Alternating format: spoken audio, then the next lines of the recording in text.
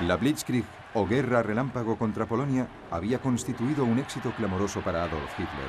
Había sometido a un país entero en menos de 4 semanas y aún ansiaba más. Así pues, ordenó a sus generales que planificasen el ataque a los ingleses y franceses en noviembre de 1939, menos de 2 meses después de la caída de Polonia. Su Estado Mayor estaba consternado. El grueso del ejército alemán todavía estaba en el este y había que desplazarlo hacia el oeste. Y la campaña de Polonia había ocasionado pérdidas importantes. Había que aprender algunas lecciones.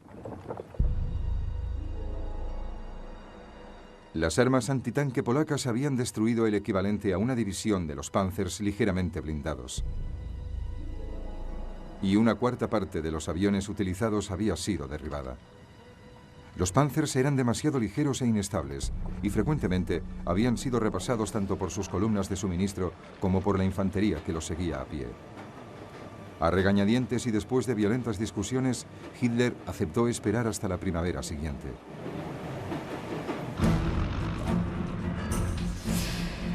Mientras, sus enemigos también aprendían lecciones. Gran Bretaña había creído que los bombarderos constituirían un arma clave en el conflicto que se avecinaba. Pero cuando el 4 de septiembre la Royal Air Force de Gran Bretaña llevó a cabo un ataque aéreo en pleno día contra los barcos alemanes, 7 de los 30 bombarderos fueron derribados. Muy pronto se hizo evidente que esto no había sido una desgracia excepcional. En algunos ataques aéreos se perdió más de la mitad de los aviones. Simplemente, los bombarderos británicos no estaban cualificados para esta tarea. Así pues, la RAF empezó a efectuar ataques aéreos por la noche y decidió no lanzar bombas sino panfletos a fin de no provocar represalias. Por entonces, con la Blitzkrieg atascada y la guerra aérea calmada, el centro de atención se trasladaba ahora al único escenario que faltaba: el mar. La Armada alemana todavía se hallaba enfrascada en un ambicioso programa de desarrollo que no debía completarse hasta el año 1948.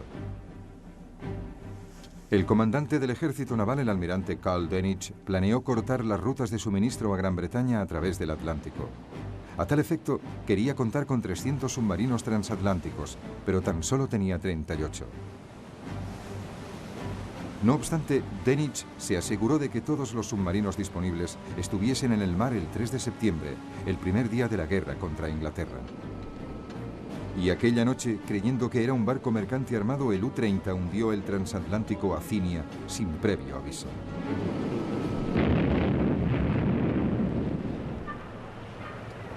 Hubo 112 muertos, incluyendo 26 ciudadanos norteamericanos.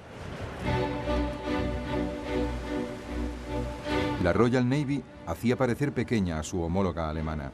Disponía de 12 barcos de guerra, Alemania no tenía ninguno, y tenía 5 portaaviones, Alemania ninguno. Tras el desastre de la Acinia, Gran Bretaña declaró un bloqueo total de los puertos alemanes. También introdujo un sistema de convoyes. Pero a pesar de su tamaño, la Royal Navy tenía pocos barcos escolta.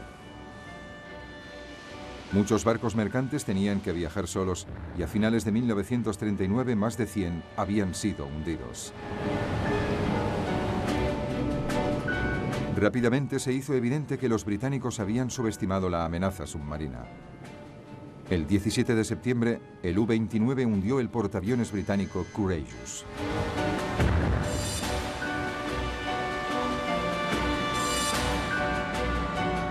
El 14 de octubre, el acorazado británico Royal Oak fue hundido cuando el U-47 se coló a través de las defensas de la principal base naval británica en Scapa Flow, en las Islas Orcadas.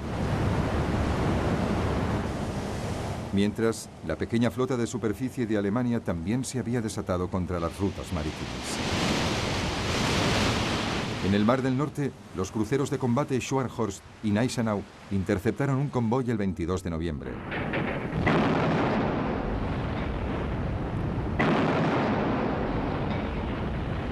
Hundieron su escolta, el crucero mercante armado Rawalpindi. Pero sería el pequeño acorazado Graf Spee el que ocasionaría los mayores problemas. Especialmente diseñado para asaltar barcos mercantes, sus cañones de 28 milímetros podían arrasar cualquier barco lo bastante rápido para adelantársele, y tenía la velocidad necesaria para escapar de cualquier batalla sin dificultad. El Graf Spee se había escabullido de Alemania antes de que diesen comienzo las hostilidades. Poco tiempo después, ya surcaba libremente el Océano Índico y el Atlántico Meridional. Finalmente, 3 cruceros británicos, el Exeter, el Ajax y el Aquiles, lo interceptaron a la altura del Río de la Plata en la costa este de Sudamérica. Los navíos británicos habían dañado tanto el pequeño acorazado que este tuvo que buscar refugio en el puerto neutral uruguayo de Montevideo. Hicieron creer a los alemanes que había llegado una fuerza aérea británica más poderosa. Cuando se ordenó al Graf Spee que abandonase el puerto, su capitán lo hundió antes de correr el riesgo de ser aniquilado.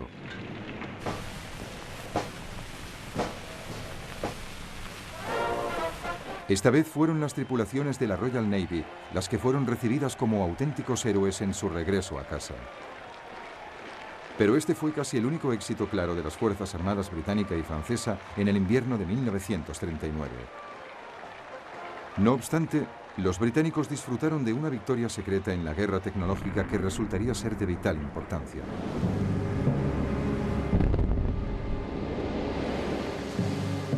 Tan pronto empezó la guerra, Gran Bretaña comenzó a perder muchos barcos debido a las minas alemanas. Lo que resultaba muy misterioso era que los barcos no parecían haber chocado realmente con ellas.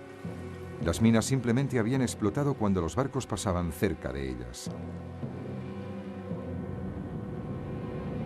Y entonces, el 22 de noviembre de 1939, por la noche, un avión alemán fue descubierto mientras lanzaba una mina en el estuario del Támesis, en la bajamar. Desactivada y rescatada del barro, se comprobó que el sello magnético de un navío que pasaba cerca de la mina la habría hecho explotar. La solución consistía en minimizar la firma magnética de un barco, lo que se conseguía al colgar un cable de cobre alrededor del casco y seguidamente hacer que la corriente eléctrica pasase por él. Se trata de un proceso llamado degaussamiento. Tan pronto como el degaussamiento fue aplicado a todos los barcos, el peligro de las minas magnéticas se redujo drásticamente. Por lo demás, cuando empezó el año 1940, la guerra se había calmado. Ambos bandos hicieron poca cosa durante el invierno, excepto patrullar, entrenarse e intentar combatir el frío que había sido particularmente intenso.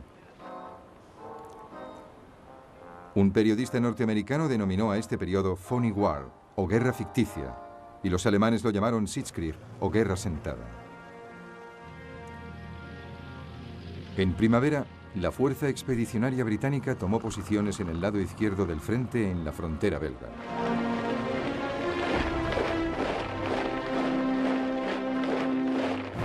Pero parecía pequeña al lado de su aliado francés. Francia tenía unas 100 divisiones a lo largo de las fronteras belga y alemana o en reserva cerca de allí. Este desequilibrio significaba que el comandante británico, Lord Gord, tenía que estar de acuerdo con las ideas del general francés Maurice Gamelin.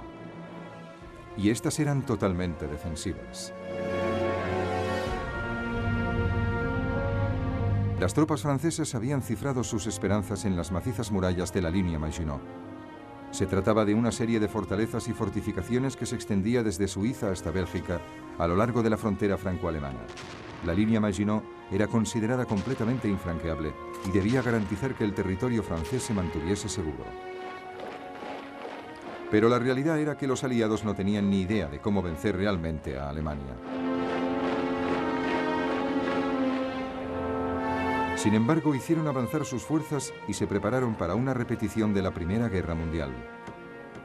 Bloquearían a Alemania para socavar su fuerza y se atrincheraron a punto para poder responder con éxito al ataque que sabían que tendría lugar.